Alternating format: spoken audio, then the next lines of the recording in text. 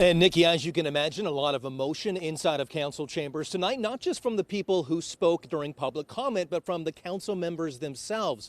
And in the end, their decision was that tonight was not the night to make a decision. I'm going to look these people in the face and tell them, go somewhere else. And I need you guys to do that for us.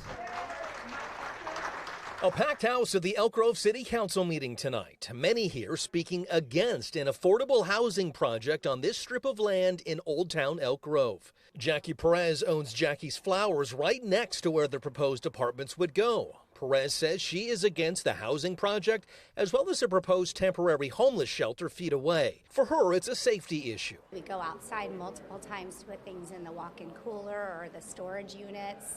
And I'm just worried somebody's going to be waiting back there when I'm not expecting it and hurt one of us before anybody even knows we're hurt.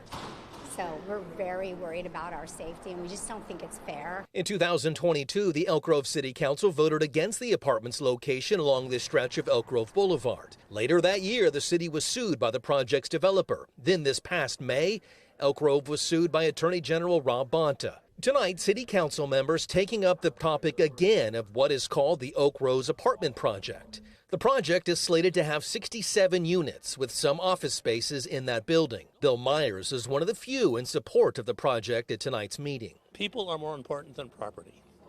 And so in this case, the people we're trying to help, this case, the recently homeless or those in danger of becoming homeless, take precedence over some zoning niceties. There was no representative from the apartment developers at tonight's meeting. Elk Grove's mayor not happy about that. And I'm very, very disappointed that a representative is not here, considering we are in active litigation and the community is here to have this very important discussion.